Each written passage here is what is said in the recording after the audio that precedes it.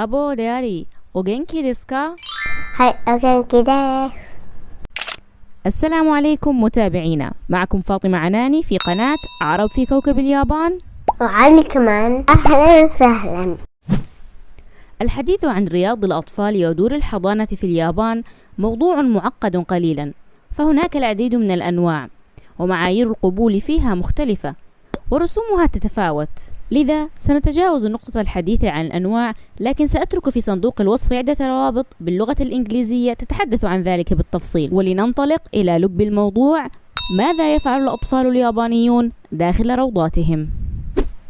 أغلب الأطفال أمهاتهم بتقوم بتوصيلهم للروضة باستخدام البسكليتات أو الدراجات الهوائية، خاصة إنه صباحا أغلب الطرق في اليابان بتكون مزدحمة، فالتوصيل في البسكليت راح يكون أسرع.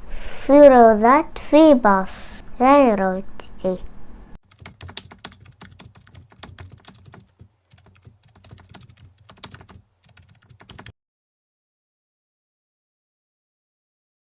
بعد هيك بدخل الأطفال للروضة وبقوم بتبديل أحذيتهم، بيرتدوا ما يسمى بالواباكي، يعني الحذاء الداخلي. يعني هذا الباص بستعمل في الروضة.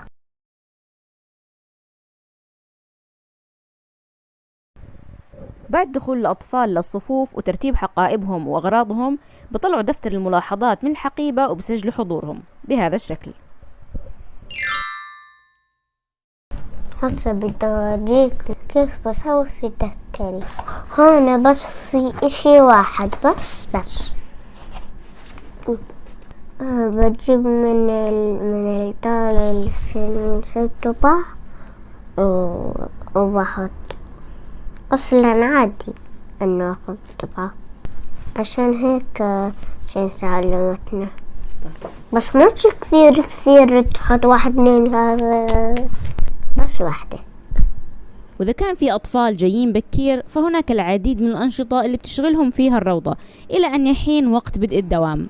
وبعد ما يبدأ وقت التعلم ويجلسوا الأطفال كلهم في أماكنهم، تقوم المعلمة أو المعلم بتفقد الطلاب واحدا تلو الآخر. أبو دياري وجينكي ديسكا. هاي أوكي كده. في الروضة بقوم الأطفال بالعديد من الأنشطة إلى جانب التعلم، ومن هاي الأنشطة الأشغال اليدوية، فأما بيلعبوا بالصلصال بأدواتهم الخاصة لكل طفل بيملك مثلها، أو بيقوموا باستعمال الصمغ والورق لصنع أشياء جديدة. بيمارسوا الأطفال الأنشطة كل يوم وما شاء الله بالآخر بيبدعوا فيها.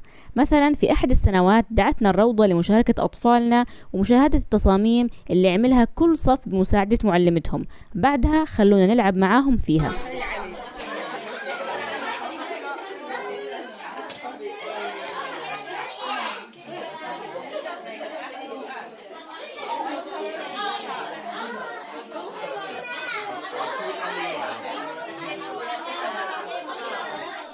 الخريطة الكنز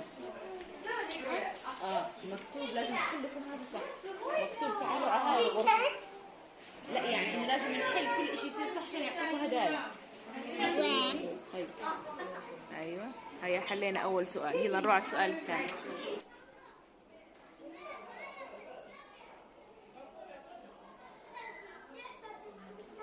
بالنسبة لمرافق الروضة، فكل روضة فيها العديد من الحمامات المصممة خصيصا بما يتناسب مع حجم الأطفال. السنسة تحكي كل شوي نروح على الحمام، كل شوي نروح على الحمام. وفعلا هيك كان الوضع بالروضة. أحيانا لما كنت أروح زيارات إلى الروضة حتى نشاهد فيها أطفالنا أثناء الدرس أو أثناء النشاطات، كنت ألاحظ أن المعلمة كل شوي أو كل ساعة أو أقل من ذلك تحكي الأطفال إنهم يروحوا على الحمامات. وأكيد للحمامات فهناك أحذية خاصة يجب ارتدائها قبل الدخول. العديد من رياض الأطفال بجهزوا الأكل أو وجبة الغداء في نفس الروضة، وعندهم أخصائيين للتغذية بيحطوا الجدول بحيث يلبي حاجة الأطفال الأساسية والضرورية. أما في روضة ابني علي فالروضة متعاقدة مع شركة بتحضر الوجبات وبتبعثها قبل وقت الغداء، وهاي السنة الحمد لله اتفقوا مع شركة تزودهم بالوجبات الحلال اللي بتناسب المسلمين، لأنه في عندهم عدد جيد من الطلاب المسلمين. بوقت الغداء بتقوم المعلمات على توزيع الطعام على الأطفال، وكل ما كبروا الأطفال أكثر ببلشوا يتحملوا مسؤوليات أكثر وبصيروا هم يوزعوا الغداء على باقي طلاب الصف. ورحت بطلع الأبد وهاي مطار، بعدين بحط هذا هنا بعدين بحط هذا بعدين بحط هذا بحط هذا وباخذ حليب واحطه هنا. بتحب الأكل الياباني بيجيبوا لك إياه على الروضة؟ في أشياء لا في أشياء الأكل اللي في اليابان بيجيبوه من الروضة، في أشياء بحبها وفي أشياء لا، بس أنا بحاول أخلص كلها. العديد من الروضات تمتلك ساحات كبيرة خارجية وفيها ألعاب متنوعة وبوفروا فيها أنشطة عديدة للأطفال، لكن بعض الروضات ما عندها هاي المساحات، لهيك بتضطر تأخذ الأطفال لنزهة خارجية إلى الحدائق العامة.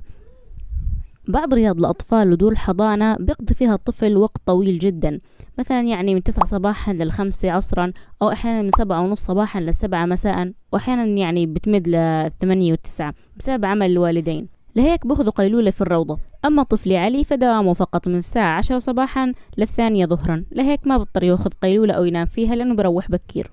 وفي آخر الأسبوع بأخذوا كل أغراضهم القابلة للغسل، حيث تقوم أمهاتهم بغسلها ثم ردها إلى الحضانة في بداية الأسبوع القادم، مثل الحذاء والقبعة والأغطية وما إلى ذلك.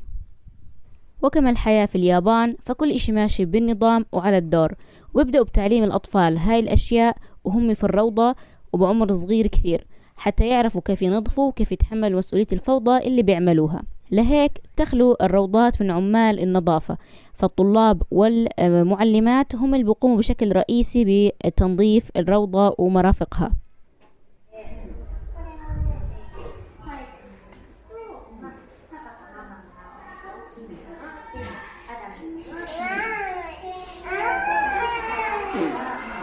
طب خد بوتك، وين بوتك؟